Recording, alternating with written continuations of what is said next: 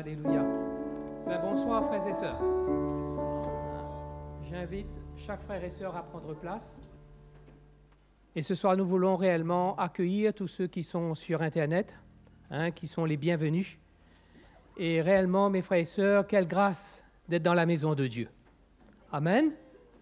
En tout cas, c'est une joie pour nous d'être dans ce lieu et réellement ce soir de pouvoir célébrer notre Seigneur Jésus-Christ. Amen. Pour ce qu'il est, pour ce qu'il a fait dans la vie de chacun d'entre nous. Et ce soir, que nous puissions réellement disposer notre cœur pour tout ce que le Seigneur a pour chacune de nos vies. Amen. Et ce soir, le Seigneur lui-même, il veut rencontrer les besoins de notre cœur. Amen. C'est lui qui nous a sauvés, mes frères et sœurs. Amen. Il est vivant. Mes frères et sœurs, il est vivant.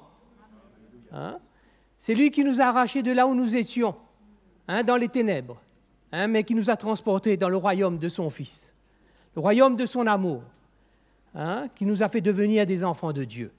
Ce si grand miracle que Jésus-Christ a accompli dans la vie de chacun d'entre nous.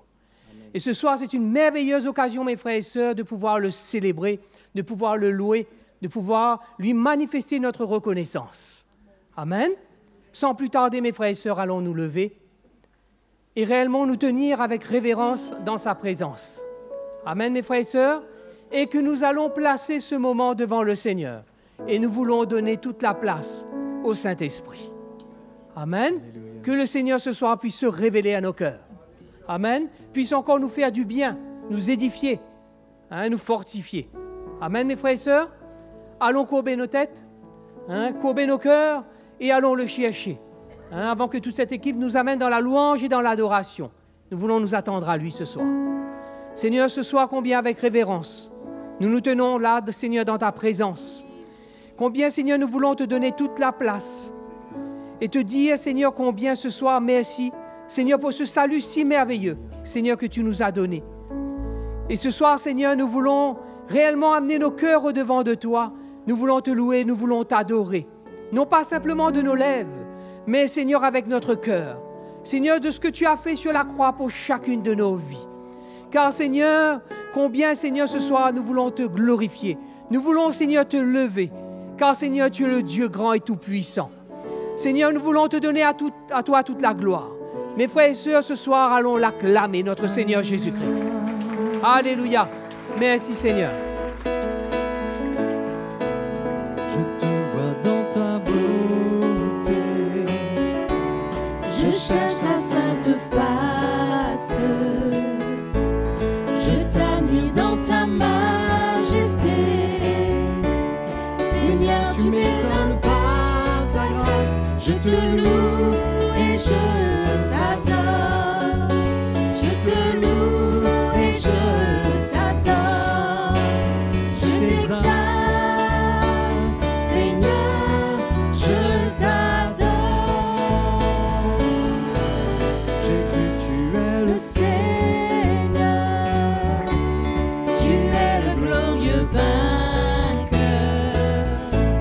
Nous chantons à ta sainteté. Ensemble nous crions gloire.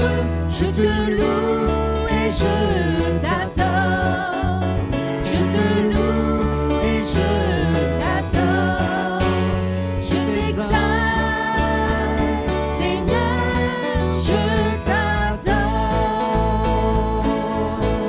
Je te vois dans ta beauté. Je cherche ta sainte face. Je t'admire dans ta majesté.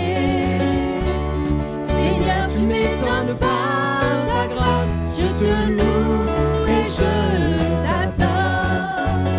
Je te loue et je t'adore. Je t'exalte, Seigneur, je t'adore. Jésus, tu es le Seigneur. Jésus, tu es le Seigneur. Tu es le glorieux vainqueur. Nous chantons à ta sainteté. Ensemble nous crions gloire. Je te loue et je t'adore.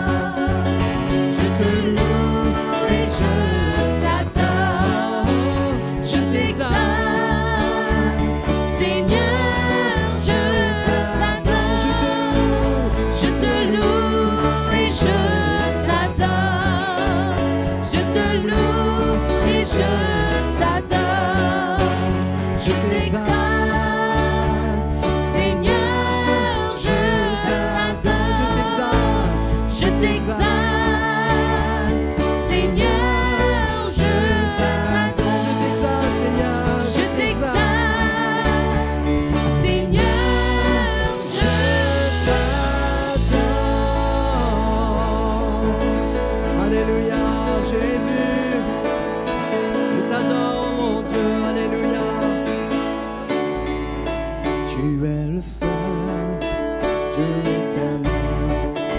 Toi seul est juste et bon, tu es le Dieu puissant, tu es le Dieu puissant.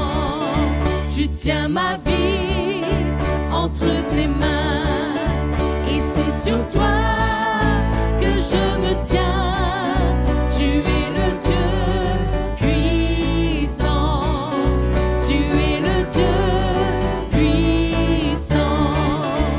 Sois glorifié, Sois élevé, et dans nos cœurs et par nos vies, sois glorifié. Dieu puissant. Tu es le seul Dieu éternel, toi seul est juste et bon.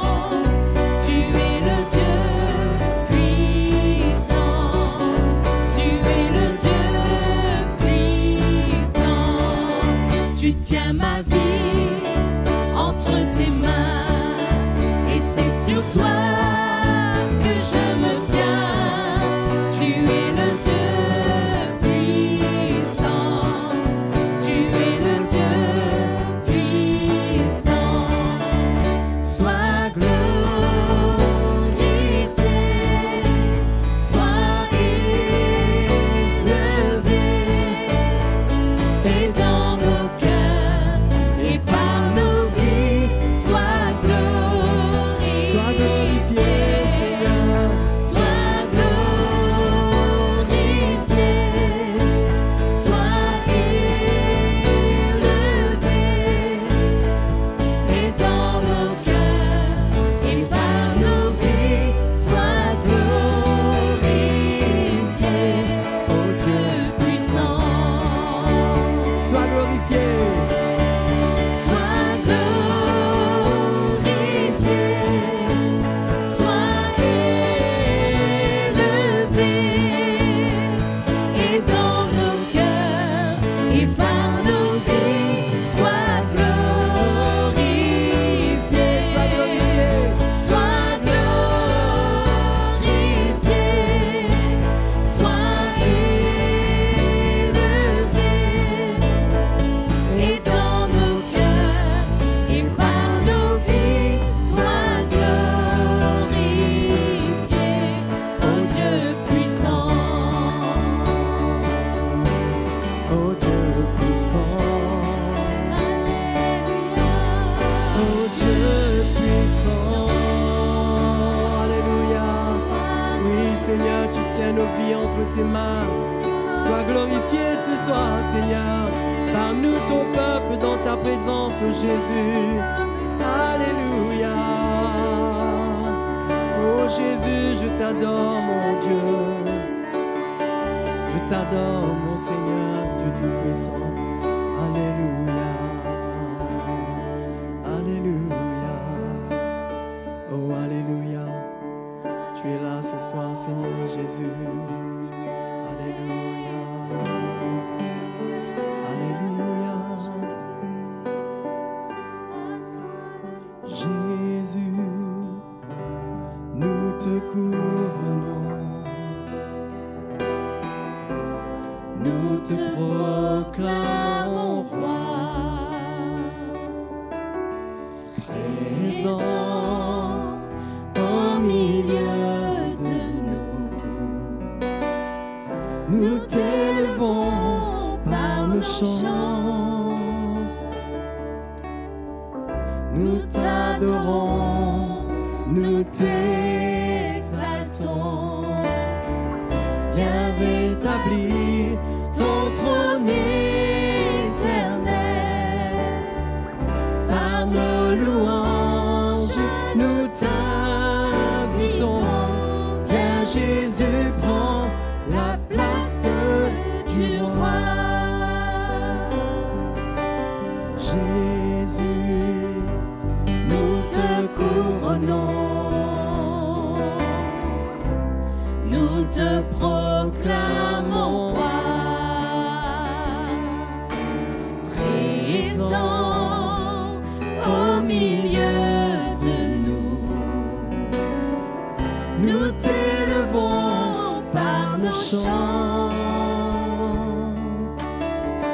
nous t'adorons, nous t'exaltons. Viens rétablir ton trône éternel. Par nos louanges, nous t'invitons. Viens Jésus, prends la place du roi. Jésus, Jésus, Nous te couronnons, nous te proclamons roi, présent au milieu de nous. Nous t'élevons par nos chants, nous t'adorons, nous t'exaltons. Viens établir ton trône éternel. Par nos louanges, nous t'invitons. Viens Jésus, prends la place du roi. nous t'adorons, Seigneur. Nous t'adorons, nous t'exaltons. Viens établir Ton trône éternel. par nos louanges, Nous t'invitons. Viens Jésus, prends la place du roi.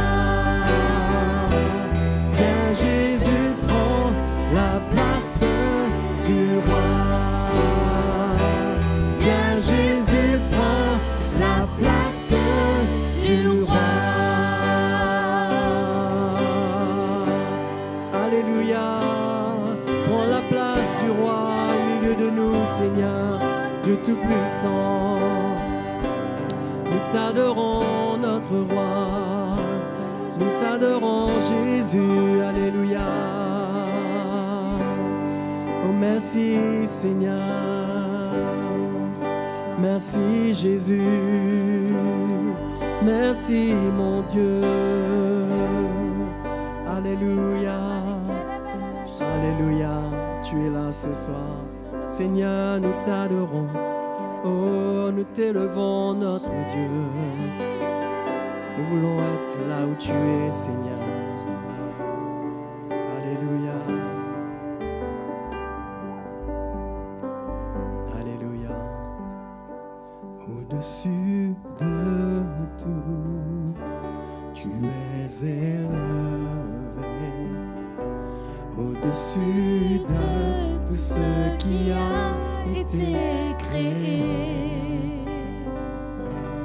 au-dessus de toute intelligence humaine. Tu étais là au commencement, au-dessus de tout, tu es élevé, au-dessus de toutes les merveilles du monde, au-dessus de tous les trésors de la terre. Rien ne peut se comparer à toi. Rejeté, abandonné de tous, crucifié, tu as souffert pour tous, tu es mort, brisé sur la croix. par-dessus tout. Tu m'as aimé, libéré, Au-dessus de tout, tu es élevé, au-dessus de tout ce qui a été créé, au-dessus de toute intelligence humaine.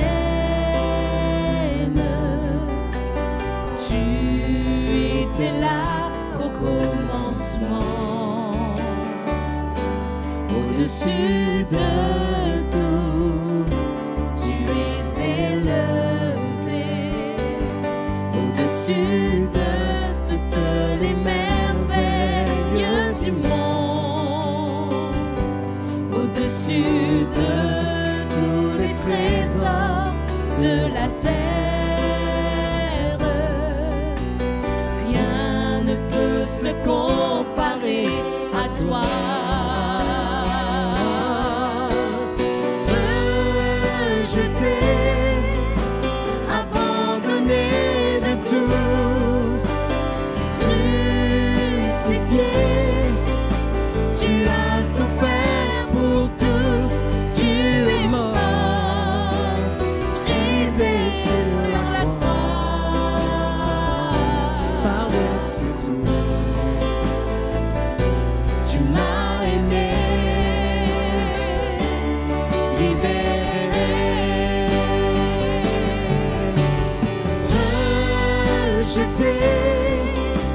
Abandonné de tous, crucifié, tu as souffert pour tous, tu es mort, brisé sur la croix, par-dessus tout, tu m'as aimé, libéré, tu es mort, Seigneur. Tu es mort, brisé sur la croix, par-dessus tout, tu m'as aimé, libéré.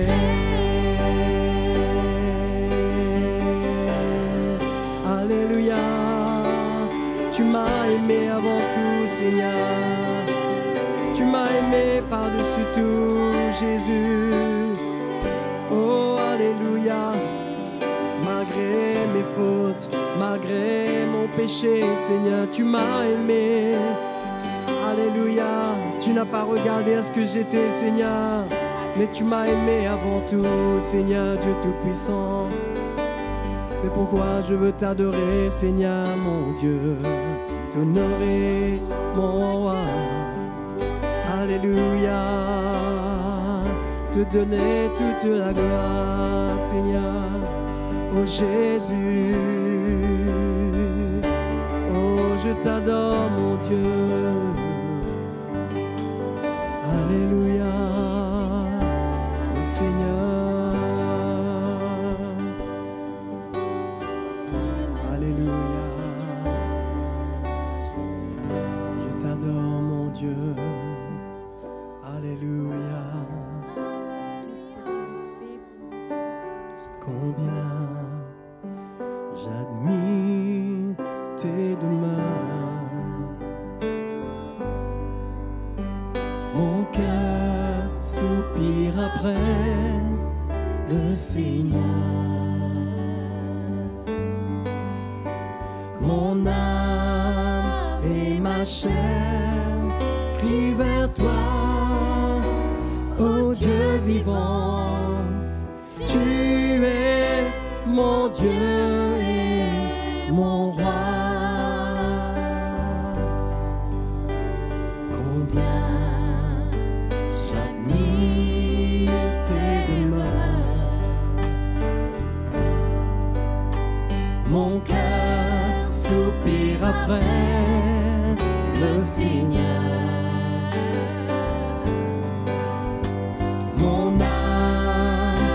Ma chair crie vers toi, ô Dieu vivant, tu es mon Dieu et mon roi. Combien j'admire tes demeures, mon cœur soupire après le Seigneur. Mon âme et ma chair crient vers toi, ô Dieu vivant, tu es mon Dieu et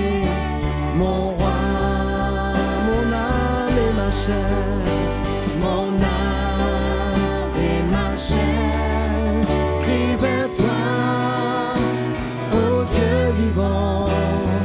Tu es mon Dieu et mon roi, tu es mon Dieu. Tu es mon Dieu et mon roi, alléluia. Tu es mon Dieu et mon roi, alléluia. Oui, tu es mon Dieu. Jésus, je veux t'adorer, t'élever, Seigneur, mon roi, t'élever, Jésus. Alléluia. Jésus, je te loue, mon Dieu, je t'adore, mon Seigneur. Adorons Jésus, adorons-le de tout notre cœur ce soir. Alléluia.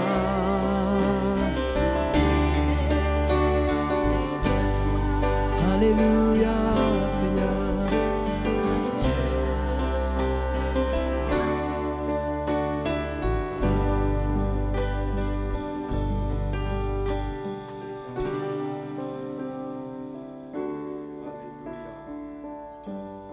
Merci Seigneur. Merci pour le don de la vie éternelle. Tu nous as sauvés, tu es venu dans ce monde apporter la lumière et la vie. Nous qui étions esclaves des ténèbres, mais tu es venu nous mettre à part, nous séparer. Et nous te remercions, tout cela s'est fait par ta grâce. Que ta main soit sur nous ce soir pour continuer à construire nos vies, à émonder nos vies, à enlever de nous ce qui ne te plaît pas. Continue ton œuvre dans nos vies, Seigneur. Prépare-nous pour le jour de ton avènement. Oui, nous voulons te rencontrer. Bientôt, nous savons que cela viendra, où nos yeux te verront. Seigneur, nous attendons ces moments glorieux avec toi. Il n'y a plus rien dans ce monde pour attirer nos regards, pour satisfaire notre cœur. Nous t'avons trouvé, toi, Seigneur. Tu es la source de la vie. Rassasie les cœurs ce soir, Seigneur. Rassasie nos cœurs. Éclaire-nous par ta parole. Que ton nom puisse être glorifié. Que ton nom soit béni. Merci, notre Dieu et notre Père. Au nom de Jésus. Amen. Amen. Bonsoir, tous les frères et sœurs. Heureux de vous retrouver et de venir pour vous encourager par l'Évangile. C'est par l'Évangile que Dieu nous parle et Dieu nous construit, édifie notre foi. C'est pourquoi il faut prier constamment pour les prédicateurs, pour la prédication, pour l'enseignement de la parole de Dieu, pour que cela soit dispensé droitement, afin que nos vies soient construites comme il faut, selon la volonté de Dieu. Hein? C'est dangereux de se donner à des évangiles qui s'éloignent du cœur et de la volonté de Dieu, parce que cela va causer beaucoup de dommages à notre vie et nous éloigner de la foi. Or, la foi est importante dans ces derniers temps. C'est l'élément qui est vraiment attaqué. C'est le point qui est ciblé par l'ennemi au travers des fausses doctrines. C'est de détruire la foi, parce que toute la vie chrétienne est fondée sur la foi. sur ce que nous croyons. Donc nous ne pouvons pas croire n'importe quoi. Mais ce que nous croyons, nous ne le voyons pas. Donc c'est très délicat. C'est pourquoi Dieu a mis en nous son esprit. Nous avons un cœur et nous avons l'esprit de Dieu en nous pour nous rendre témoignage de la vérité. Si nous sommes vrais et sincères, que nous voulons de la vérité dans notre vie, nous saurons. Nous saurons si un évangile, c'est l'évangile ou pas. Et dans ce cas, si l'évangile est confirmé dans notre cœur comme étant l'évangile, nous aurions intérêt à ouvrir nos cœurs. Parce que Paul dit que cet évangile, c'est la puissance de Dieu. Regardez dans Romains chapitre 1, verset 16, vous verrez. Chapitre 1, verset 16. Car je n'ai point honte de l'évangile. C'est la puissance de Dieu pour le salut de quiconque croit, du juif premièrement, puis du grec. L'évangile, c'est la puissance de Dieu. Hein? Puissance de Dieu, pourquoi? Pour sauver celui qui croit. Si quelqu'un croit, l'évangile est annoncé pour qu'il soit sauvé. C'est un peu ce que Paul dit encore dans 1 Corinthiens 1, 18, on va revenir à là ensuite. Quand il parle de la prédication de la croix, Paul dit « Car », verset 1, chapitre 1, verset 18, 1 Corinthiens 1, 18. « Car la prédication de la croix est une folie pour ceux qui périssent, mais pour nous qui sommes sauvés, elle est une puissance de Dieu. » Pour nous qui sommes sauvés. Pas simplement pour ceux qui seront sauvés, qui ne connaissent pas Dieu, et que la puissance de Dieu va se manifester au travers de l'Évangile pour leur donner la vie éternelle. Ce n'est pas seulement ça, mais c'est pour nous qui sommes sauvés. La prédication de la croix, qui est dans l'Évangile, eh bien, c'est une puissance de Dieu. Ça rejoint ce que Paul dit au début dans l'Épître aux Romains, que l'Évangile, c'est la puissance de Dieu pour le salut de quiconque croit, du juif premièrement, puis du grec. Et comment est-ce que la puissance de Dieu se manifeste pour nous sauver? Eh bien, c'est par la révélation de la justice de Dieu contenue dans l'Évangile. Parce qu'en lui est révélée la justice de Dieu par la foi et pour la foi, selon qu'il est écrit, le juste vivra par la foi. Le style de vie du chrétien est tracé dans l'Évangile par la révélation de la justice. C'est la justice qui trace le chemin du chrétien pour toute sa vie et il va vivre cette justice comme un juste par la foi. Par la foi. Il va croire. Il va croire en la parole de Dieu, il va croire en la prédication de la croix. Il n'a pas vu la croix, il n'a pas vu la résurrection, mais il va croire, ça va être surnaturel. Et il devra demeurer dans cette foi jusqu'à la fin. Parce que c'est la révélation de la justice de Dieu par la foi et pour la foi. C'est-à-dire, on a reçu la justice de Dieu par la foi, on est sauvé par la foi, mais la foi continue avec la justice de Dieu. S'il y a quelque chose qu'un chrétien doit garder dans son cœur, c'est qu'il est justifié. C'est qu'il est devenu la justice de Dieu. Et s'il a foi, il doit avoir la foi en ça. Il doit croire cela, que rien ne peut plus toucher à sa vie. Bien sûr, non pas d'une manière absolue, mais le diable ne peut pas le prendre, l'attraper comme ça. Mais il est libéré. La vérité de l'Évangile l'a rendu libre. La justice de Dieu lui a été révélée. Et quand Dieu manifeste sa justice, personne ne peut plus s'opposer à rien. Quand on est dans l'ignorance, on ne sait pas qu'est-ce que c'est que la justice de Dieu. Et dans ce cas, on peut être manipulé. On pourrait nous mentir, nous faire croire des choses concernant la justice de Dieu. C'est comme ça que si un chrétien est mal éclairé, il peut se condamner, il peut se culpabiliser facilement, il peut vivre sous un esprit de condamnation parce qu'il ne comprend pas la justice de Dieu, parce qu'il y a des esprits séducteurs qui circulent et qui viennent contre cette révélation, cette réalité de la justice de Dieu sur laquelle il doit fonder sa vie. On a été justifiés, les frères et sœurs. Ça vient de Dieu. C'est puissant. C'est puissant. Et c'est par la foi qu'on reste avec ça et qu'on fait valoir cette justice. C'est par la foi. C'est par la foi, c'est en croyant qu'on reçoit cette justice qu'on est justifié, c'est-à-dire qu'on est déclaré juste devant Dieu.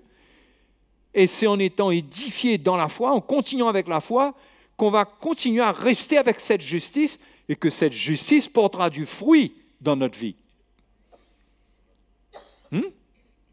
Cette justice portera du fruit dans notre vie. La justice de Dieu est puissante. Il faut s'attacher à l'Évangile qui révèle cela. Paul dit dans la même épître aux Romains, au chapitre 8, allons chercher ça ensemble.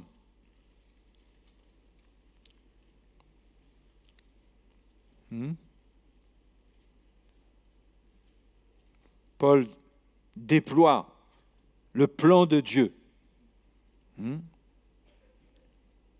Au verset 28, il dit « Nous savons du reste que toute chose concourt au bien de ceux qui aiment Dieu, de ceux qui sont appelés selon son dessein. Car ceux qu'il a connus d'avance, il les a aussi prédestinés à être semblables à l'image de son Fils. » Dieu d'avance avait un plan pour nous. Ce n'était pas nous sauver et improviser ensuite. C'est pourquoi c'est l'Évangile qui nous révèle ce à quoi Dieu nous a prédestinés, ce qu'il a préparé pour nous. Nous ne pouvons pas aller chercher dans la Bible une compréhension particulière du plan de Dieu. Il y a une révélation du plan de Dieu, de ce que Dieu veut faire de nous. Et c'est devenir semblable à l'image de son Fils, afin que son Fils soit le premier-né de beaucoup de frères.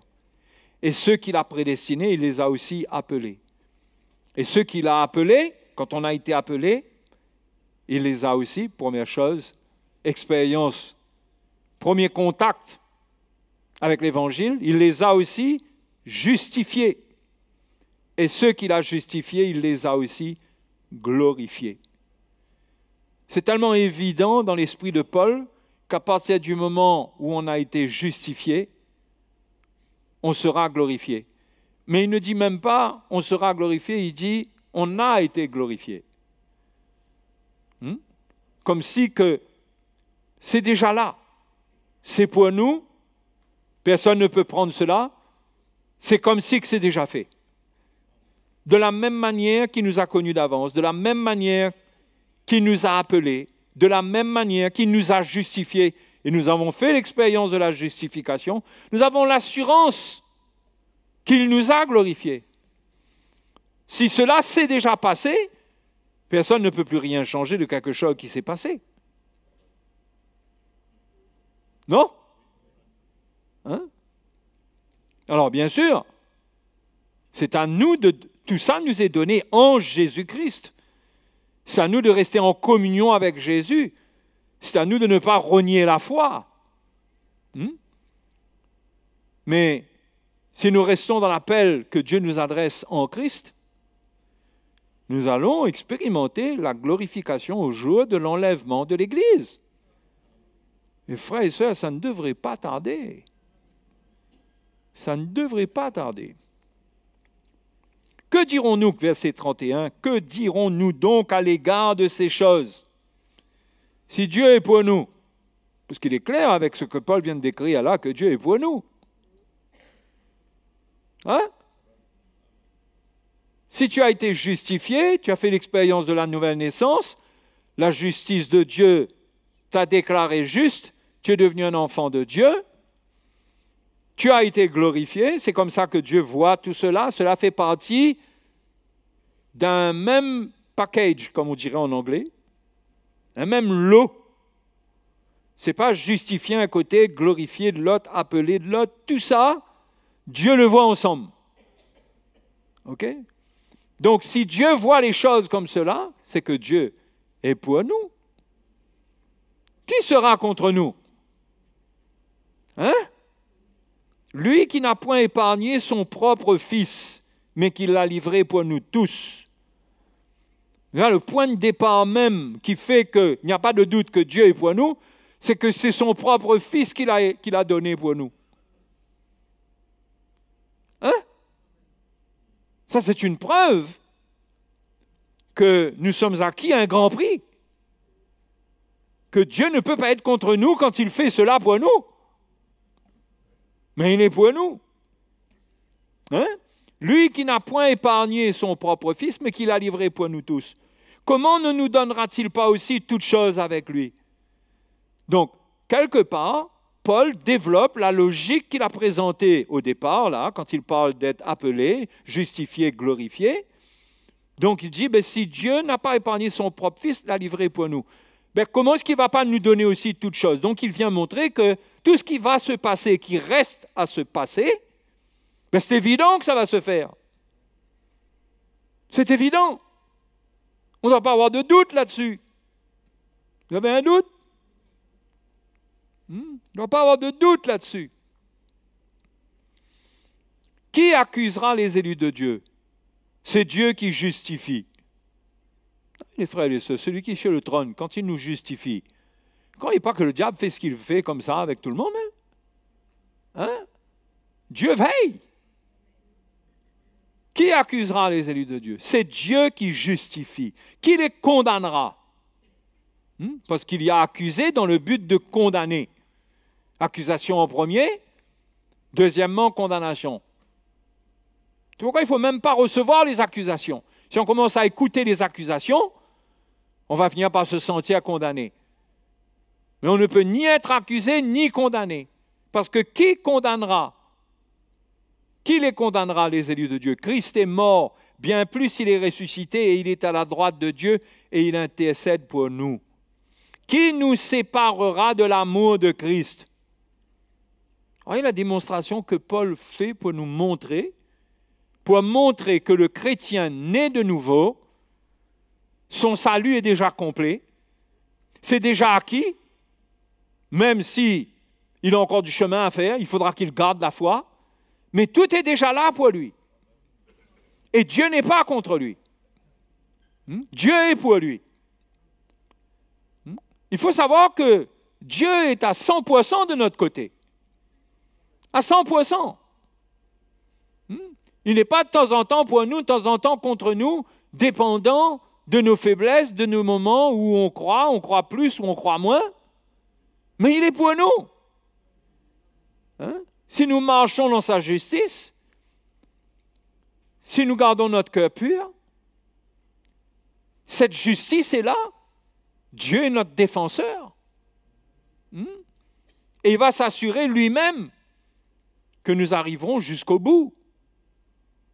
Il nous conduira. Il nous préservera, il nous gardera.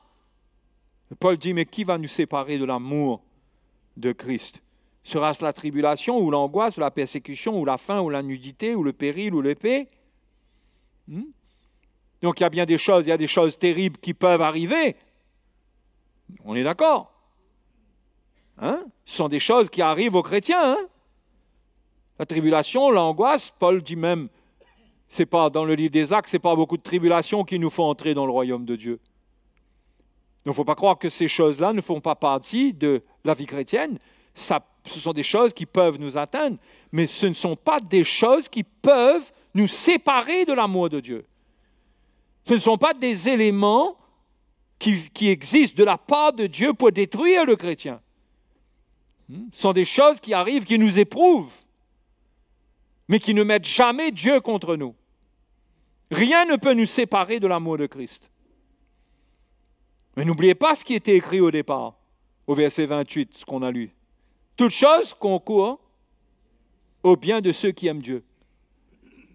Ce qui veut dire que dans la manière dont Dieu permet les épreuves, les moments difficiles, et c'est décrit, c'est détaillé ici, persécution, faim, nudité, péril, épée. Ce que Dieu permet, ça doit concourir à notre bien. Ce qui veut dire que Dieu, dans ce qui nous arrive, qui peut paraître grave, insupportable, mais Dieu sait qu'est-ce qui est bon pour nous et il peut permettre que des choses se passent parce qu'il va les faire concourir à notre bien pour que nous puissions justement rentrer dans ce plan-là, appelé justifié, glorifié. Pour l'exécuter. Il sait comment amener ça. Et ce n'est pas d'une manière humaine, avec des raisonnements humains, qu'on va comprendre comment Dieu va faire ça. C'est pourquoi un chrétien, il doit être équipé de foi. De foi. La foi doit faire taire ses raisonnements. Il doit brûler le terrain des raisonnements. Parce que ce n'est pas les raisonnements que viennent les accusations où on accepte. On réceptionne la lettre recommandée de l'ennemi. On signe. On va en pourparlers, on va en négociation, on va en discussion. Mais on ne devrait pas. On ne devrait pas. Dieu n'est pas dans ces choses. Dieu n'est pas contre nous. Tout ce qui peut nous arriver, il veut le faire concourir à notre bien. Et il sait comment nous amener à la glorification. Et pour cela, il faut qu'on garde la foi. Parce qu'on ne comprend pas. Mais on doit garder la foi en la justice de Dieu et croire que nous avons été justifiés, peu importe ce qui arrive. Mais Dieu, c'est Dieu qui conduit ma vie. Ce n'est pas à moi de mesurer qu'est-ce qui me semble bon pour moi. Celui qui est sur le trône, il sait exactement ce qu'il faut pour ma vie. Donc ça demande d'être établi dans la foi. Ça demande d'être enraciné dans la foi. Parce que si notre foi, c'est des petites racines de religion, ça ne va pas tenir. À la moindre épreuve, on va se poser des questions sur beaucoup de choses. Et on pourrait même tout abandonner. C'est pourquoi la révélation de la justice de Dieu est importante. Savoir que nous avons été justifiés, que c'est quelque chose qui est fait. Et ce qui veut dire que Dieu est avec nous.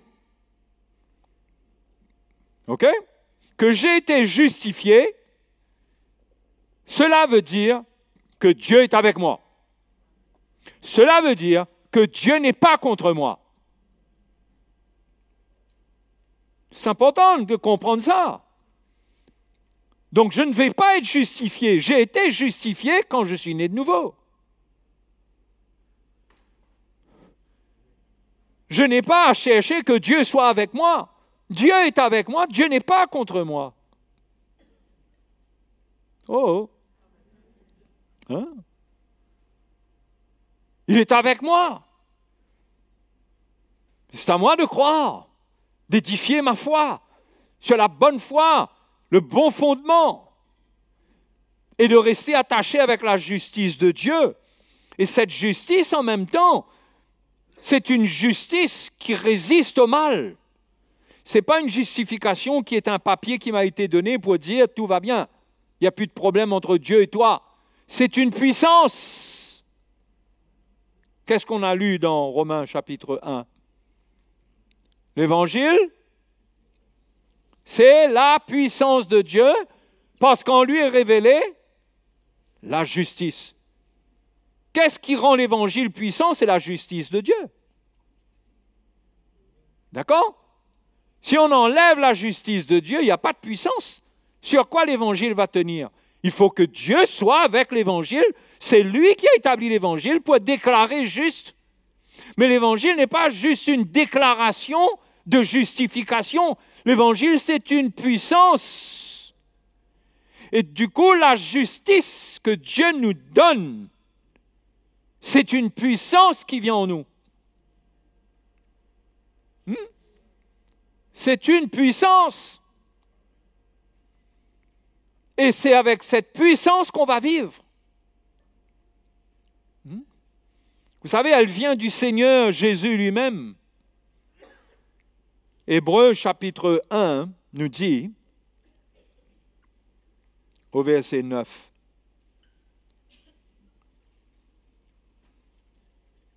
donc il y a la justice qui est la justification, mais quand Dieu nous justifie, il nous donne sa justice, nous devenons sa justice, nous recevons sa justice, la justice qui était en Christ, qui l'anime. Hébreux chapitre 1, verset 9 parle de Jésus. Le verset 8 dit, allons partir du verset 8 pour qu'on comprenne bien qu'il s'agit du Fils, mais il a dit au Fils, ton trône, ô Dieu, est éternel. Le sceptre de ton règne est un sceptre d'équité. Tu as aimé la justice. Voyez là? Dieu parle à son Fils. Tu as aimé la justice et tu as haï l'iniquité. Tu as haï l'iniquité. Ça, ce sont des choses qui sont dans le Fils. Quand il nous justifie, il nous transmet cela.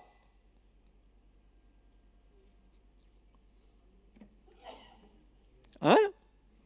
Il nous transmet ce qu'il a en lui. Non seulement nous sommes justifiés par le fait qu'il a donné sa vie, parce qu'il est mort pour nous, son sang nous justifie, c'est son sang qui nous justifie de nos péchés. C'est son sang qui fait que nos péchés sont effacés, n'existent plus, sont pardonnés, nous libère, il n'y a plus de péché. Quand il n'y a plus de péché, eh bien maintenant nous sommes justes, puisque si nous n'avons plus de péché, nous sommes déclarés justes. C'est le péché qui fait que quelqu'un est coupable. Non? Donc quand Dieu nous déclare justes, c'est parce que Jésus a ôté le péché. Où est le péché? Plus de péché, nous sommes déclarés justes. Mais maintenant, qu'est-ce que Jésus fait? Non seulement nous sommes déclarés justes, mais il nous transmet le don de la justice qui l'anime. Cette fois-ci, ce n'est plus juste une justification, mais c'est une vie de justice qui vient avec la justification. Et ce que l'on voit décrit ici, tu as aimé la justice, tu as haï l'iniquité. C'est ce qui vient dans le cœur du chrétien qui croit en Jésus-Christ, qui se repent de ses péchés, qui reçoit le pardon de ses péchés, qui est pardonné. C'est ça qu'il reçoit. Il reçoit du Seigneur l'amour de la justice et la haine pour l'iniquité. C'est pourquoi celui qui vient à Jésus comme sauveur, il rejette le péché. Parce qu'il vient en communion avec celui qui rejette le péché, qui hait l'iniquité et qui aime la justice. Donc celui qui vient en contact avec le Seigneur, il va aimer la justice. Il ne va plus aimer ce qui est injuste. Hein? C'est le salut que le Seigneur nous donne, les frères et sœurs.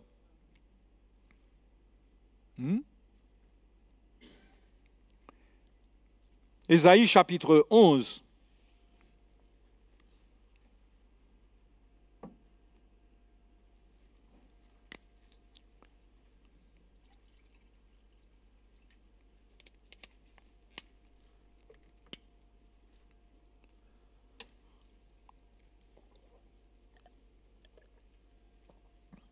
Verset 1.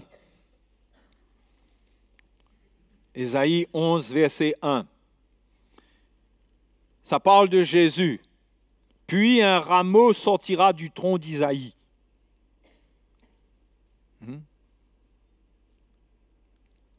et un rejeton naîtra de ses racines. L'Esprit de l'Éternel reposera sur lui. Regardez ce qui anime le Seigneur. Ce qui l'a animé quand il est venu dans ce monde. Quand il a évolué au milieu du peuple d'Israël. Ce que les gens ressentaient de lui. Esprit de sagesse et d'intelligence. Esprit de conseil et de force. Esprit de connaissance et de crainte de l'Éternel. Vous voyez, la haine du mal. Il respirera la crainte de l'Éternel. Wow. C'était ce qui était ressenti du Seigneur. Mais vous croyez que quand Jésus est mort, il a perdu ça? C'est ça qui l'a amené à faire mourir le péché, à détruire nos péchés. C'était ce qui l'animait par rapport au mal, contre le mal. Il respirait la crainte de Dieu. C'est-à-dire, il respirait la haine du mal, la haine de l'iniquité. Il respirait l'amour de la justice. Donc, quand il est venu dans ce monde et qu'il a vu le péché et le mal dominer sur le peuple de Dieu, sur les croyants, sur ceux qui aimaient Dieu, qui cherchaient Dieu, il n'a eu qu'un seul désir. C'était de vaincre le péché. C'était de donner sa vie pour nous sauver du péché. Donc il est mort en accomplissant la volonté de Dieu, en détruisant la puissance du péché, pour nous donner, nous transmettre ce qu'il est, parce que nous sommes participants de Christ. Nous n'avons pas été sauvés pour vivre indépendamment de lui, mais nous avons été unis à lui dans sa mort et sa résurrection, de telle manière que ce qu'il est, ce qu'il transporte, nous aussi, nous puissions avoir cela dans notre cœur. Et là, dans ce qui est décrit, c'est que il y a un esprit de justice, une haine de l'iniquité qui anime le Seigneur Jésus. Et ailleurs, dans Ésaïe 28,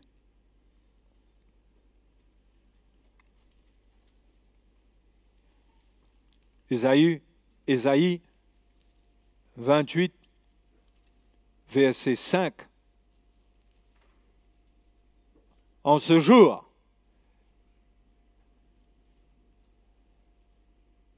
Ésaïe 28, verset 5. En ce jour, l'Éternel des armées sera une couronne éclatante et une parure magnifique pour le reste de son peuple.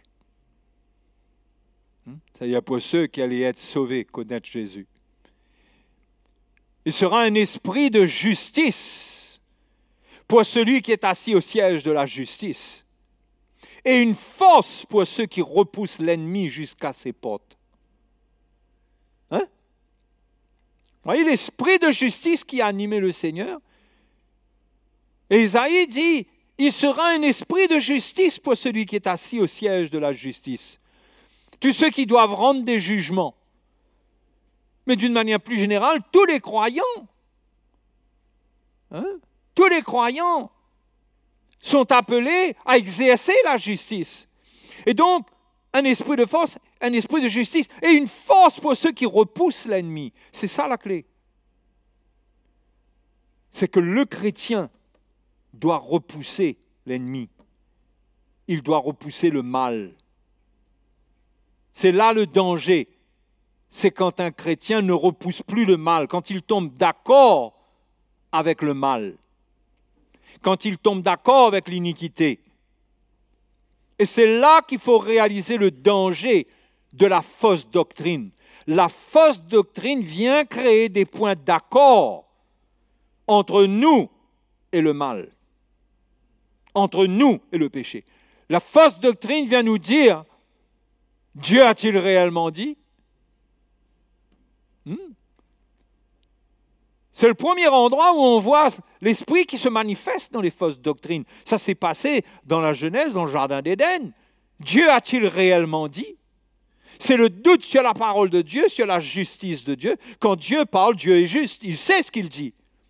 Et le serpent est venu faire mettre un doute dans l'esprit de Ève concernant la parole de Dieu.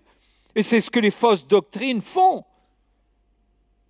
Créer des points de doute pour que nous puissions accepter, intégrer un petit peu de mal à ce qui est pur. Et nous dire, c'est pas grave. C'est pas grave. Et on aime ça. Parce que ça arrange nos affaires. Ça permet que dans certaines situations, on n'est pas persécuté. On va accepter ça, puisque ce n'est pas grave. Vous voyez comment il y a des petits ponts qui se construisent entre les ténèbres et nous. Mais un chrétien, encore une fois, il doit être éveillé avec l'esprit de justice qu'il a reçu, avec la puissance de la justice de Dieu qui l'a animé dès le départ, parce que quand on venait de se convertir, quand on avait donné notre vie au Seigneur, on ne pouvait pas sentir l'odeur du mal, on se sentait mal à l'aise. Celui qui était né de nouveau, il n'était pas à l'aise face au péché. Il ne disait pas, c'est pas grave.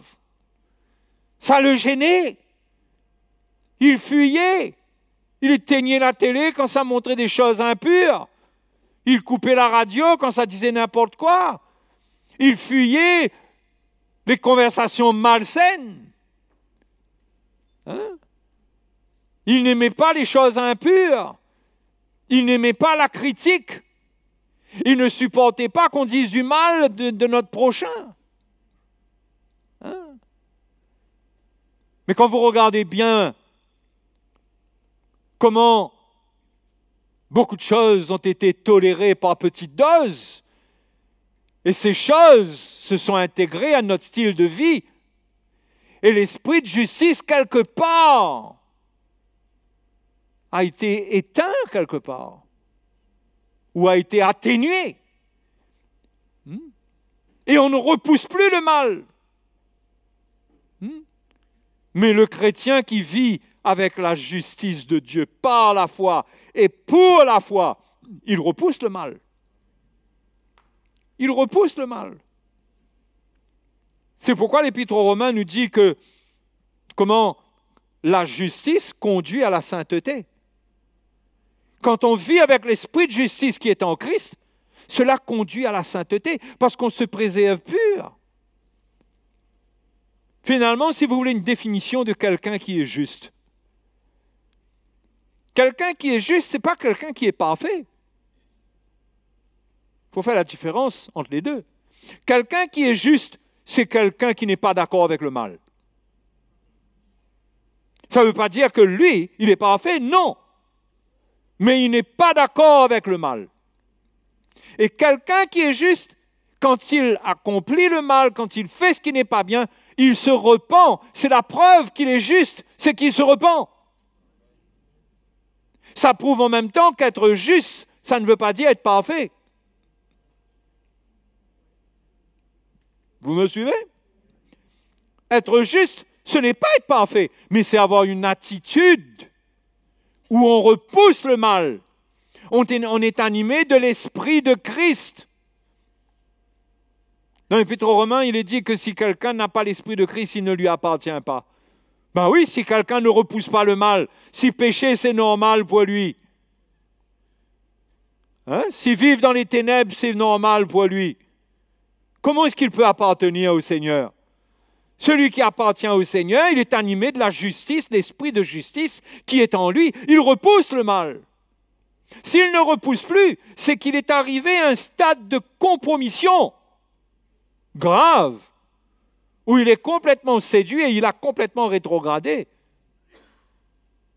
Dans ce cas, il doit se repentir pour revenir avec la justice.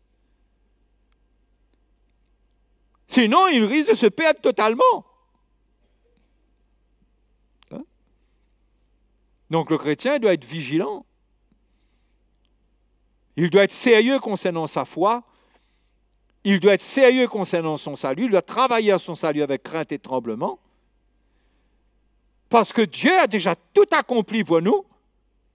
Mais il nous demande de faire attention à nous-mêmes, de nous garder nous-mêmes. bien que nous ne puissions pas nous garder nous-mêmes sans que le Seigneur nous garde, mais nous avons la responsabilité de nous garder nous-mêmes. Nous avons la responsabilité de garder la foi. Ce n'est pas le Seigneur qui a la responsabilité de garder la foi pour nous, bien que sans le Seigneur, nous n'arriverons pas à garder la foi. Mais c'est nous qui, dans une attitude de cœur qui est pour la volonté de Dieu, c'est nous qui décidons. Ça ne veut pas dire qu'il n'y a plus la grâce de Dieu. Mais si nous ne voulons plus, eh bien, le Seigneur, il arrêtera de nous accompagner sur ce chemin à un certain moment. Parce que Dieu ne nous enlève pas notre liberté. Il y a une chose à laquelle nous devons faire attention, c'est la liberté. Les pièges dans lesquels cela peut nous amener. Où nous ne voyons plus ce qui est juste, nous ne nous battons plus pour la justice. Et nous tolérons les choses que Dieu ne tolère pas. Cela ne veut pas dire que nous devrions devenir tous là des légalistes, à nous lever dans un état d'esprit de guerrier les uns contre les autres. Non, non. Mais chacun doit être ferme concernant la justice qu'il ressent pour sa vie. Et il doit y avoir une attitude pour ne pas compromettre avec les autres concernant le mal dans lequel ils veulent vivre. Si tu veux vivre là-dedans, moi je me retire. Je t'avertis, mais tu ne me trouveras pas avec toi. Comprenez? Parce que je veux me préserver. Parce que j'ai un héritage, moi. J'ai des promesses que Dieu m'a faites. Et Dieu me dit de faire attention, de ne rien laisser venir me priver de son héritage. Parce que lui, de son côté, rien ne peut me séparer de son amour. Mais attention, dans la liste qui est donnée là, il n'est pas parlé du péché. Si quelqu'un pêche volontairement et reste dans le péché, et il vit la vie du péché, mais Paul est clair dans la parole de Dieu. Allons lire un petit peu quand même. Galates, chapitre 5, verset 19.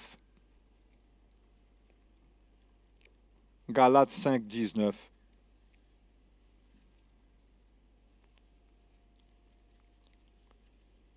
Or, les œuvres de la chair sont évidentes. Ce sont la débauche, l'impureté, le dérèglement. Il parle de la vie du péché, là, vous êtes d'accord? L'idolâtrie, la magie, les rivalités, les querelles, les jalousies, les animosités, les disputes, les divisions, les hérésies, c'est les sectes des hérésies, les fausses doctrines, l'envie, l'ivrognerie, les excès de table. L'excès de table, ça ne veut pas dire que si vous avez mangé 2 cuillères de riz en plus, vous êtes condamné. Ça ne parle pas de ça, ça. C'est un état d'esprit, c'est vraiment... C'est de l'idolâtrie par rapport à la nourriture. Quand la parole de Dieu parle de ça, les exemples qui étaient donnés à l'époque, c'était les orgies, vous voyez. Et les choses semblables. Je vous dis d'avance, comme je l'ai déjà dit, que ceux qui commettent de telles choses n'hériteront point le royaume de Dieu. Ceux qui commettent, c'est-à-dire ceux qui pratiquent, ceux qui ont fait de ces choses leur vie. Ça ne parle pas de quelqu'un qui a une faiblesse. Ça ne parle pas de quelqu'un qui a un point de faiblesse dans sa vie, mais qui cherche la libération, qui n'aime pas ça. Ça ne parle pas de ça. Là, ça parle de ceux qui commettent. Ceux qui sont tombés dedans et qui restent dedans. La Bible dit, ils n'hériteront point le royaume de Dieu. Ce n'est pas moi qui le dis, c'est éclairé, c'est écrit ici. Donc, on doit faire attention. C'est avec l'esprit de justice qu'on a reçu en Christ qu'on reste ferme par rapport au mal, qu'on se préserve, qu'on se protège.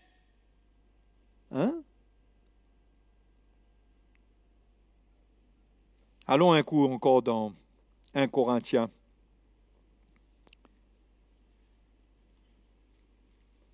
Attendez. Parce que dans Galates, ce que j'ai oublié de vous dire, c'est que l'histoire commence au verset 13.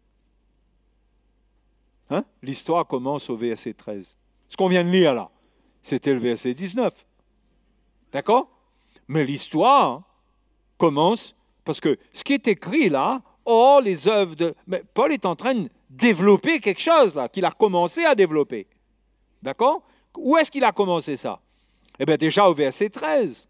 Frères, vous avez été appelés à la liberté, seulement ne faites pas de cette liberté un prétexte de vivre selon la chair. Vous voyez? On est libre et la liberté devient un prétexte pour vivre selon la chair. La vie selon la chair, c'est une vie qui ne considère pas la justice de Dieu, c'est la vie de l'homme, l'homme pécheur, l'homme naturel. Paul décrit encore cela comme l'homme animal. Le chrétien qui retourne à ce style de vie, il faut qu'il fasse attention parce qu'il est libre de la loi. Il n'y a plus de loi pour mettre une pression sur lui, pour lui dire il faut pas. Il est libre. Mais Paul dit attention que sur ce terrain de liberté, tu ne te fasses rattraper par la chair et ses œuvres. Il dit, mais rendez-vous par amour, serviteurs les uns des autres, car toute la loi est accomplie dans une seule parole, celle-ci, tu aimeras ton prochain comme toi-même. Mais si vous vous mordez et vous dévorez les uns les autres, c'est-à-dire si vous vivez selon la chair, dans la liberté, mais selon la chair, vous vous mordez, vous vous dévorez les uns les autres, prenez garde que vous ne soyez détruits les uns par les autres. Et c'est plus devant, là, au verset 19, qu'il parle des œuvres de la chair.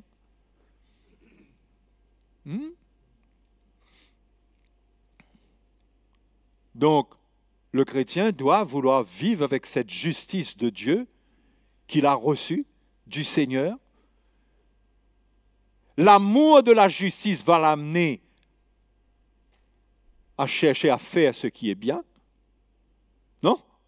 Quand on aime la justice, on va chercher à faire ce qui est bien.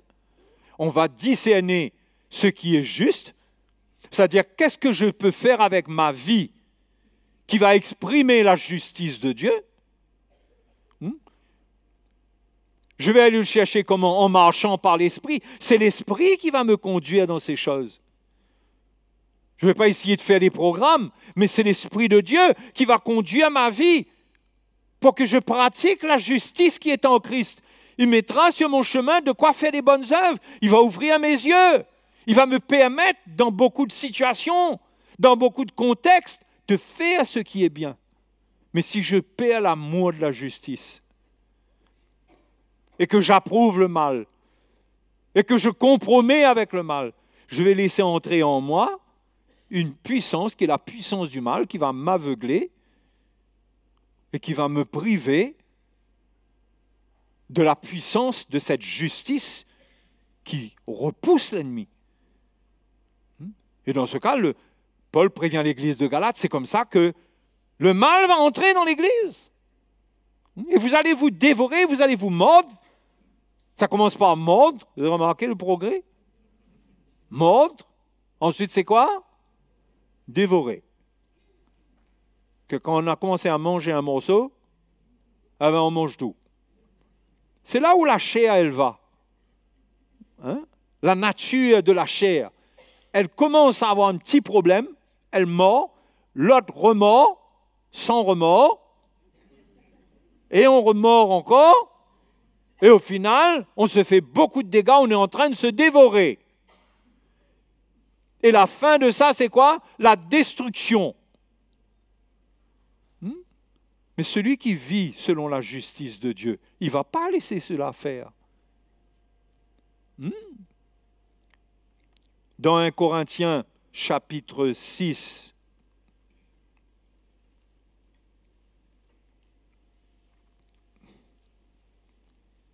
le verset 1. L'un d'entre vous, lorsqu'il est indifférent avec un autre. 1 Corinthiens 6, 1. L'un d'entre vous, lorsqu'il est indifférent avec un autre, un problème entre deux chrétiens, c'est ça qu'il est en train de parler, ose-t-il plaider devant les injustes, c'est-à-dire devant ceux qui ne connaissent pas le Seigneur, et non devant les saints, c'est-à-dire les chrétiens? Ne savez-vous pas que les saints jugeront le monde? Et si ce n'est pas à vous que le monde est jugé, êtes-vous indigne de rendre les moindres jugements? Ne savez-vous pas que nous jugerons les anges? Là, il dit des choses étonnantes, là. Hein? Et nous ne jugerions pas à plus forte raison les choses de cette vie? Donc vous avez des problèmes concernant les choses de cette vie, on n'arrive pas à juger, à trancher dedans. Si donc vous avez des différends pour les choses de cette vie, ce sont des gens dont l'Église ne fait aucun cas que vous prenez pour juge. C'est les Corinthiens avaient pris l'habitude, là, de faire venir des gens qui ne connaissent pas la justice de Dieu, qui ne connaissent rien à l'Église, pour venir et trancher dans leurs problèmes. Mais Paul leur dit, mais où est-ce que vous avez appris ça? Puisque vous-même, vous allez juger ces gens-là. Vous allez juger le monde plus tard. Vous devriez être capable de vous juger vous-même, spirituellement, de prendre des bonnes décisions entre vous. Mais vous faites appel à des gens qui ne connaissent pas l'Église, qui ne connaissent pas le Seigneur, pour venir juger. Il était offusqué, l'apôtre Paul. Je le dis à votre honte. Ainsi, il n'y a parmi vous pas un seul homme sage qui puisse prononcer un jugement entre ses frères, mais un frère plaide contre un autre frère, cela devant des infidèles. C'est déjà certes un défaut chez vous que d'avoir des procès les uns avec les autres. Pourquoi ne souffrez-vous pas plutôt quelque injustice? Pourquoi ne vous laissez-vous pas plutôt dépouiller? Mais c'est vous qui commettez l'injustice et qui dépouillez, et c'est envers des frères que vous agissez de la sorte. Vous vous rendez compte dans quel état ils étaient rendus là, les Corinthiens? Ils avaient perdu de vue complètement le plan de Dieu pour eux dans l'Église. Il n'y avait plus de sagesse, plus de lumière de l'Évangile. La justice de Dieu ne régnait plus. Le monde avait trouvé une petite porte par certains individus qui sont venus pour dire ça c'est bon, ça c'est pas bon. Et Paul leur dit, mais c'est pas comme ça que ça doit se passer. Il vaut mieux encore accepter de perdre, de se dépouiller, d'accepter même si quelqu'un croit qu'il a raison, qu'il accepte qu'il est perdant, plutôt que de faire des choses pareilles, afin de rester avec la justice de Dieu. Parce qu'après tout, la justice qui est en Christ, c'est quoi? Jésus, quand il est allé mourir, quelle est la justice qu'il a pratiquée, lui? Il n'a pas rendu le mal pour le mal, lui. Il a accepté la crucifixion. Et il lui a dit, voilà la justice finalement que vous auriez dû vivre par-dessus tout. S'il n'y a pas un sage là qui peut dire ça c'est bon, ça c'est pas bon. Mais vous devriez avoir l'Évangile pour vous dire, voilà comment le Seigneur il est, ce qu'il a fait par rapport au péché. Eh bien, dépouillons-nous, pardonnons-nous, finissons avec ça. Mais qu'est-ce qui se passait? Pareil que ce que Paul disait aux Galates, ils se mordaient les uns les autres jusqu'à se dévorer, jusqu'à se détruire. Comme quoi? Regardez le verset 9 encore ce que ça dit. Ne savez-vous pas que les injustes n'hériteront point le royaume de Dieu? Encore une fois. Je ne suis pas en train de dire que quelqu'un n'hérite pas le royaume de Dieu, point oui, point non. Mais ça, c'est pas point oui, point non, ça. Ça parle de ceux qui ont un état de cœur vraiment mauvais, qui ne veulent pas se repentir et qui commettent le mal avec détermination, avec méchanceté, qui ont une position prise et qui commettent ce qui n'est pas bien. Ça, c'est l'injustice qui peut détruire quelqu'un. Mais quelqu'un peut faire quelque chose de mal et il en souffre parce qu'il a encore une notion de justice de Christ en lui. Non? Vous me suivez? Mais celui qui vit avec l'injustice, qui vit contre la volonté de Dieu, qui vit avec, on ne sait pas ce qui peut lui arriver. Mais la parole de Dieu nous avertit, les injustes n'hériteront point le royaume de Dieu. Et Paul rajoute, il dit, ne vous y trompez pas. Ni les débauchés, ni les idolâtres, et là il parle vraiment de la vie du péché, ni les adultères, ni les efféminés, ni les homosexuels, ni les voleurs, ni les cupides, ni les ivrognes, ni les outrageux, ni les ravisseurs, n'hériteront le royaume de Dieu. Et c'est là ce que vous étiez, quelqu'un d'entre vous, quelques-uns d'entre vous, mais vous avez été lavés, vous avez été sanctifiés, vous avez été justifiés au nom du Seigneur Jésus et par l'Esprit de notre Dieu. C'est là ce que vous étiez. Attention de retourner là-dedans. Et là, regardez ce qu'il dit au verset 12. Et là, comme pour les Galates, il revient sur la question de la liberté. Tout m'est permis. Hein? Mais tout n'est pas utile. Tout m'est permis, mais je ne me laisserai pas asservir par quoi que ce soit. Hein? Est-ce que le chrétien doit être vigilant? Hein? Oui, il y a une liberté, mais attention de devenir esclave de quelque chose qui peut détruire ta vie. Tu es libre. Personne ne peut juger la liberté d'un chrétien. Tu as le droit de faire ci, tu as le droit de faire ça, mais attention qu'au travers de cela, tu ne vois pas qu'il y a un piège de l'ennemi, qu'il y a un asservissement, c'est-à-dire un esclavage qui t'attend, où tu seras enchaîné, tu ne pourras plus sortir de là. Et Paul dit, moi, en ce qui me concerne, il dit, oui, tout m'est permis, mais je ne me laisserai asservir par quoi que ce soit. C'est-à-dire, je ne laisserai rien faire de moi un esclave. Un chrétien, il doit rester libre. Il doit faire attention que sa liberté même devienne une occasion pour lui de redevenir esclave. C'est drôle, hein? Mal utiliser notre liberté, ça peut nous ramener à un état d'esclavage.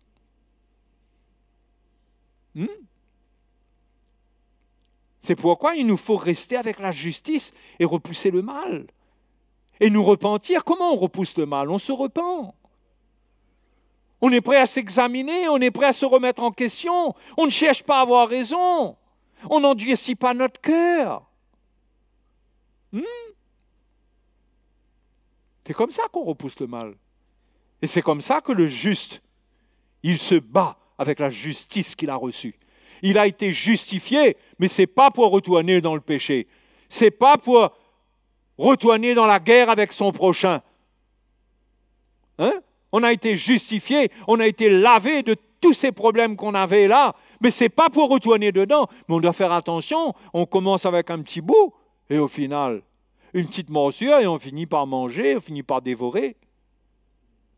C'est pourquoi le péché doit être combattu. Hein? Combattu. Comprenez ce que je veux dire? Dans notre vie, ne pas laisser aucune petite racine rentrer, que ce soit contre quelqu'un, que ce soit concernant des choses qui ne sont pas pures, qui ne sont pas bonnes, où on ressent, il y a une tentation. Attention de se laisser attirer, de rentrer dedans, et qu'après on ne sorte plus. Parce qu'on trouve la porte pour entrer, mais la porte pour sortir, là. Ça, il ne trouve plus, ça? Difficile, hein? Ah, bien sûr, le Seigneur peut faire grâce et tout, mais on ne va pas provoquer la jalousie du Seigneur, on va pas tenter le Seigneur et se dire qu'on va s'en sortir. Mais Dieu nous appelle à vivre avec sa justice, à chérir notre justification. Nous avons été pardonnés de nos péchés, nous sommes des enfants de Dieu, nous sommes des enfants de lumière, nous défendons la lumière, nous repoussons le mal à tous les niveaux. Ça peut être dans notre relation avec quelqu'un, on a offensé ou on est offensé, mais on repousse le mal. On est là pour pardonner, on est là pour se repentir. On n'est pas là pour entretenir, pour des commérages, pour entretenir l'amertume, pour causer avec quelqu'un concernant quelqu'un d'autre, etc. Non! Le chrétien, c'est un combattant contre l'injustice. Il est animé de la justice de Christ. C'est ça qui devrait animer son cœur. Donc il faut faire attention comment la liberté nous embarque. Nous avons la liberté. Oui, nous avons la liberté de donner notre opinion. Nous avons la liberté de donner notre opinion sur quelque chose. Plus que ça encore, nous avons la liberté de donner notre opinion sur quelqu'un. Tout ça, liberté même. Mais est-ce que c'est juste? Il y a un moment là, on rentre dans un domaine qui ne nous appartient pas, qui s'appelle le péché, parce que si ça ne nous appartient pas, on est en train de transgresser la loi de Dieu. On rentre dans un domaine qui fait du mal et qui ne plaît pas à Dieu parce que ce n'est pas de notre ressort. Mais sous prétexte de la liberté, on se retrouve à transgresser la justice de Dieu. Ce qui est juste est transgressé parce qu'on est libre. Mais mes frères et mes sœurs, on n'a pas été libérés pour faire le mal. On a été libérés pour défendre ce qui est bien, ce qui est juste. Maintenant, on n'est pas parfait, on fait des erreurs. Même dans notre discernement, on fait des erreurs, mais on est ouvert. On est prêt à apprendre, on est prêt à être corrigé, on est prêt à être instruit. Mais ce qui est important, c'est quoi? C'est qu'on demeure juste. C'est qu'on demeure juste. C'est-à-dire, on est contre le mal. On est contre ce que la parole de Dieu déclare qui n'est pas bon. Nous aussi, on est contre ces choses. Ça devrait être le cœur du chrétien. Bon, ce n'est pas suffisant qu'on dira. Hein? Mais quand même, c'est le point de départ. Quand on a ça dans notre cœur, ben on aura des luttes, on aura des moments difficiles, on aura des défis à relever, on aura tendance, on aura du mal à pardonner parfois, à aller nous repentir, à reconnaître. Mais il y a quelque chose en nous, l'Esprit de Dieu, s'il y a cette plateforme de justice en nous, le Seigneur finira par triompher et nous donner la victoire. C'est clair, ça?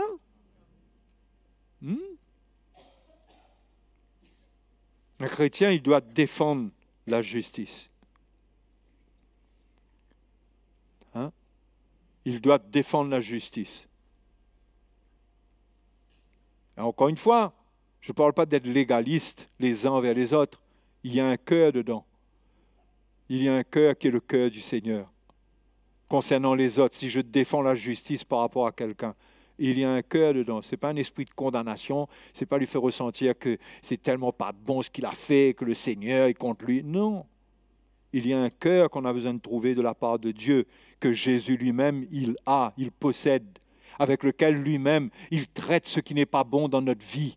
Il a un cœur de berger. Ce cœur-là, on doit le trouver. Mais ce cœur-là n'est pas un cœur de compromission. C'est pas que c'est pas grave. C'est pas l'esprit, c'est pas grave. Donc c'est important. Si nous voulons que l'Évangile agisse de notre côté pour aller jusqu'au bout, il y a quelque chose qui doit être clair en nous. Nous sommes pour la sainteté. Nous sommes pour la pureté. Nous sommes pour la justice. Nous sommes pour. Nous ne sommes pas parfaits. Nous faillissons nous-mêmes. Oui, nous faillissons. Ce n'est pas pour ça que nous sommes condamnés. Parce que nous avons été libérés de la condamnation. Depuis le début de notre salut, on a été libérés de la condamnation du péché. Ça, c'est acquis. OK? Mais je dois faire attention de redevenir le copain du péché. Et que je me retrouve embarqué à nouveau dans une vie qui est contre Dieu, qui offense Dieu, d'une manière permanente. Je dois défendre le terrain que le Seigneur m'a donné. Il m'a justifié, il m'a pardonné, il a fait de moi un enfant de Dieu. Et maintenant, 1 Jean chapitre 5, verset 18 dit « Celui qui est né de Dieu se garde lui-même. » Il se garde lui-même et le malin ne le touche pas. Alléluia. Ce n'est pas par notre propre force, c'est sûr qu'on va pouvoir se garder, ce n'est pas par notre propre force. Mais il doit y avoir une volonté, un désir.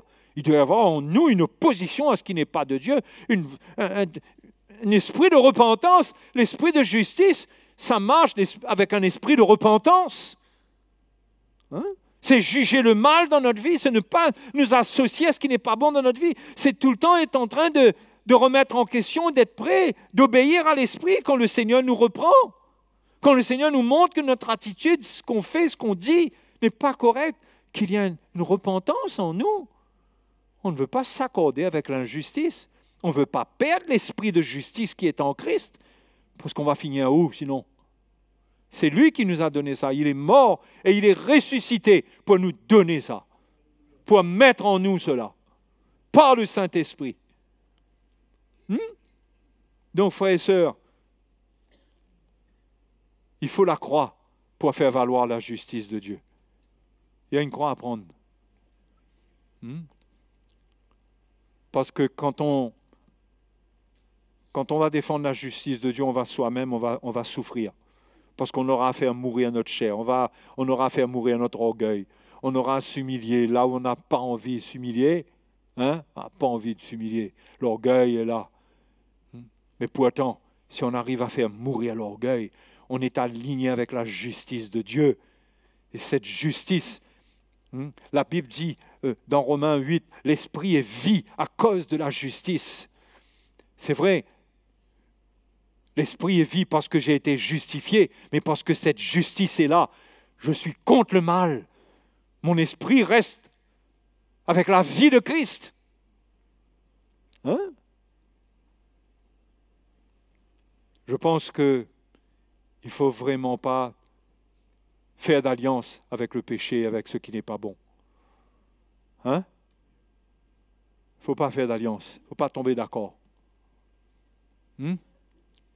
Et Dieu nous aidera à ne pas être légaliste.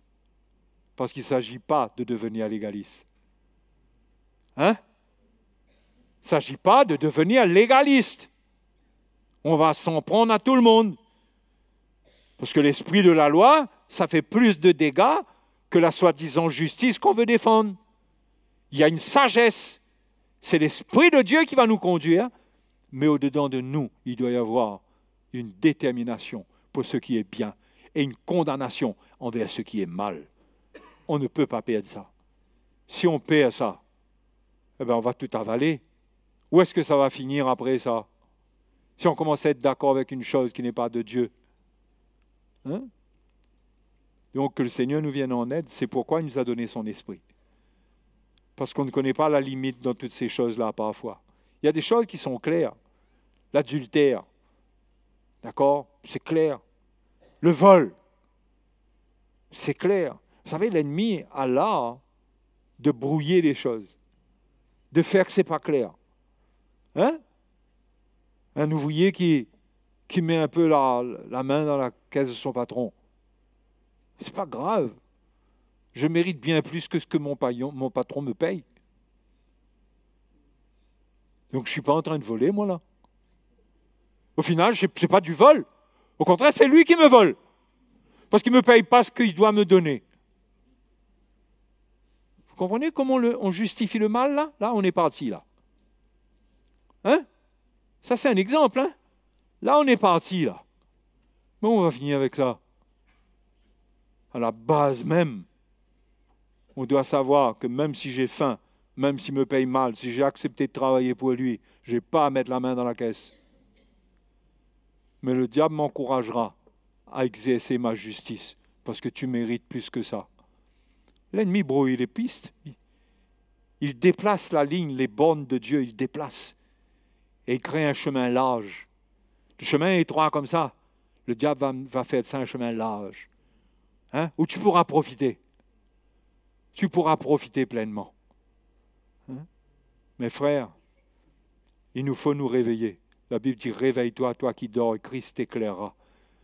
Réveille-toi pour comprendre la limite des choses, pour faire attention, ne pas devenir esclave. Alléluia. Hein? Vous êtes OK? Hein? C'est important de comprendre ces choses. Que le Seigneur nous aide. N'allons pas devenir des gens là qui vont taper le poing sur la table et qui vont dénoncer à tout bout de champ toutes sortes de choses, ou nous en prendre à toutes sortes de gens, à toutes sortes de situations. Mais au-dedans de nous, il y a une chose dont je vous parle là. Je ne suis pas d'accord. Je ne suis pas d'accord avec les choses qui ne sont pas claires, qui ne sont pas intègres. Et deuxièmement, je ne vais pas m'associer. Ça doit être là au minimum. Au minimum. Après, le reste, le Seigneur peut me conduire dedans s'il faut dénoncer, s'il faut dire, s'il faut ceci, s'il faut cela. Mais à la base, je ne peux pas être d'accord. Hein? Je peux pas être d'accord avec le péché. OK? Allons prier le Seigneur ce soir. Allons prier, on demander au Seigneur que sa grâce nous secoue. Parce que dans ces choses, c'est tellement facile de devenir légaliste. Mais dans ces choses, c'est tellement facile aussi, tellement de vouloir ne pas être légaliste au point qu'on compromet aussi. C'est facile aussi de rejoindre l'autre extrême.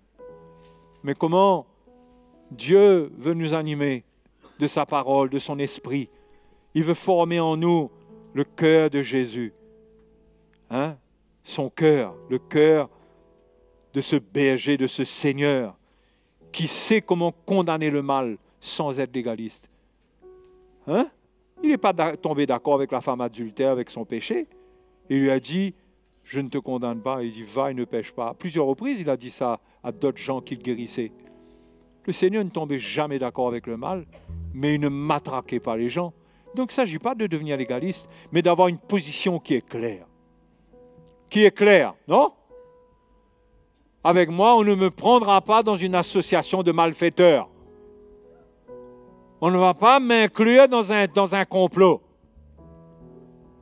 Je reste juste et droit devant le Seigneur. Non. Hein? Déjà, ça provoque de la persécution. Hein? Quand vous commencez à résister à ceux qui veulent vous entraîner dans des choses qui ne sont pas bonnes. Ah ben. Mais il ne faut pas craindre d'être persécuté.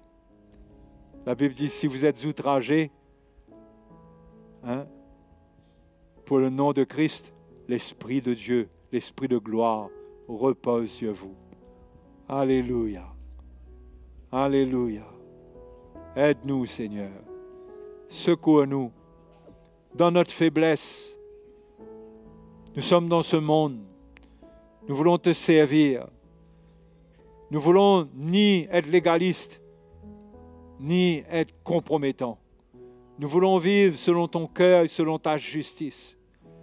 Nous voulons garder ce que tu as transmis à notre cœur dès le premier jour et qui nous a fait rejeter les ténèbres et le péché. Nous voulons retrouver cela, ce zèle, Seigneur, pour faire ce qui est bien et pour condamner ce qui est mal. Que ce zèle revienne au milieu de nous, dans chacune de nos vies. Si quelqu'un n'a jamais connu cela, peut-être qu'il n'est pas né de nouveau, Seigneur, qu'il ne te connaît pas et il est dans cet endroit. Mais je prie que tu te révèles à lui pour qu'il se repente de ses péchés, pour qu'il soit sauvé et qu'il ait la vie éternelle. Seigneur, merci pour ta bonté, pour ta grâce envers ton peuple, envers tes enfants. Merci d'être à l'œuvre. Merci de nous ramener dans le bon esprit. Alléluia. Oui, Seigneur. Si quelqu'un s'est éloigné, qu'il soit ramené avec l'Évangile, dans la justice de l'Évangile. Oh, merci, Seigneur. C'est ta grâce qui va nous faire vivre cela. Et nous te bénissons. Merci, Seigneur. Tu es avec nous, tu es pour nous. Merci, notre libérateur. Merci, notre rédempteur. Alléluia. Oh, merci, Seigneur. Que ton nom soit glorifié. Bénissons le Seigneur ce soir.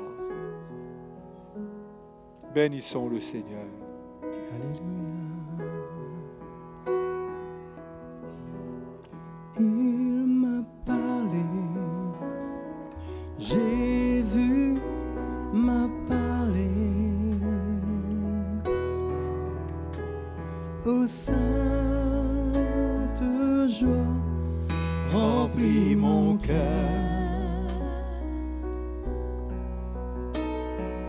Je sais qu'il se tient tout près de moi.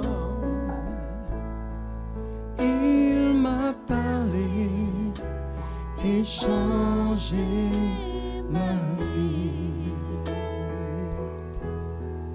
Il m'a parlé, Jésus m'a parlé.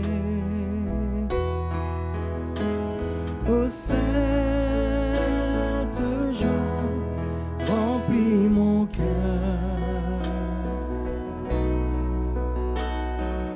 Je sais qu'il se tient tout près de moi. Il m'a parlé et changé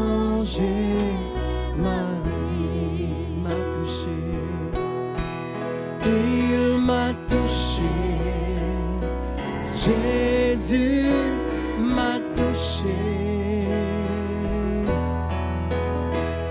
Oh, sainte joie remplit mon cœur.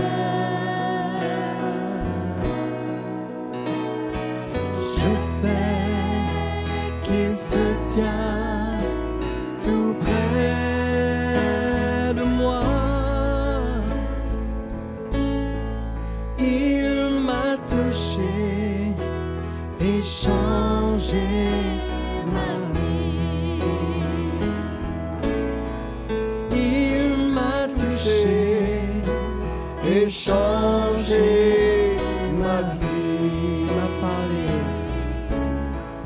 Il m'a parlé et changé ma vie.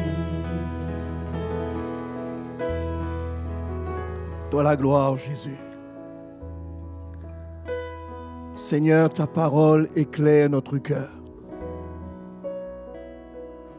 Ta parole nous montre ce que tu as accompli pour nous. Et ce soir, nous sommes là dans ta présence. Il y a tellement de choses, Seigneur. Tellement de choses qui produisent en nous la culpabilité. Tellement de choses, Seigneur, qui nous rendent captifs. Mais ta parole nous a éclairés. Ta parole nous a montré, Seigneur, l'œuvre que tu as accomplie à la croix. C'est pourquoi ce soir encore, nous voulons nous approcher de toi. Nous voulons encore ouvrir notre cœur pour que cette grâce, cette justice que tu nous as donnée à la croix nous rend libres.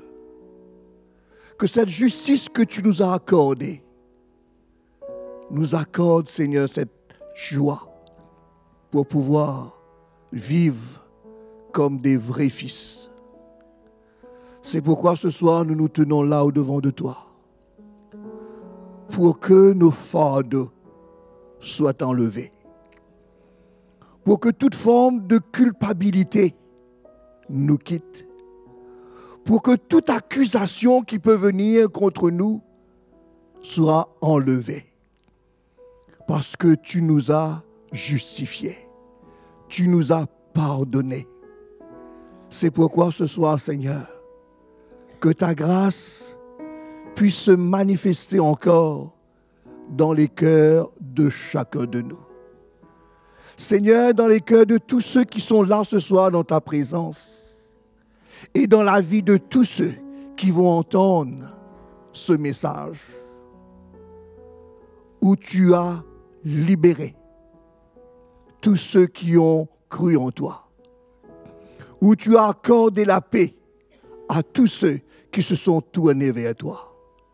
Et ce soir encore, Seigneur, que ta grâce touche les cœurs, que ton Saint-Esprit éclaire les cœurs ce soir, pour que nous puissions vivre cette liberté que tu nous as acquis à la croix au prix de ta vie.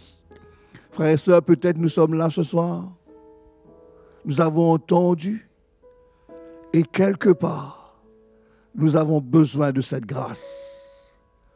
Tournons-nous vers le Seigneur. Tournons-nous vers le Seigneur.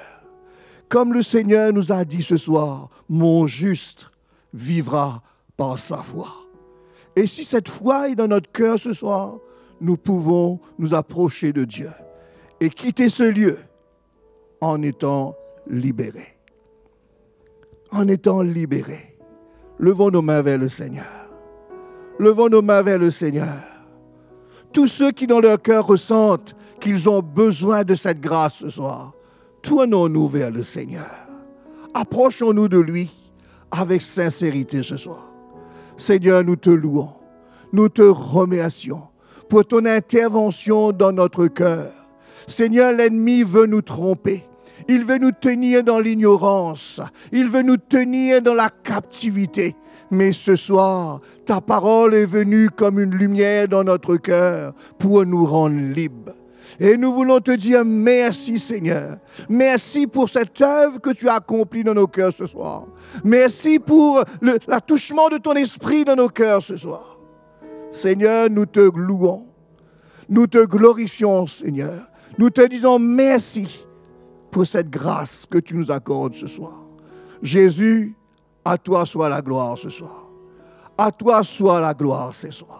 Qui d'autre que toi peut le faire, Seigneur? Qui d'autre que toi peut l'accomplir de notre vie? Nous te glorifions, Seigneur. Nous te disons merci pour ce que tu vas faire. À toi toute la gloire. Merci, Jésus. Alléluia. Amen. Voilà, mes frères et sœurs, notre soirée touche à sa fin.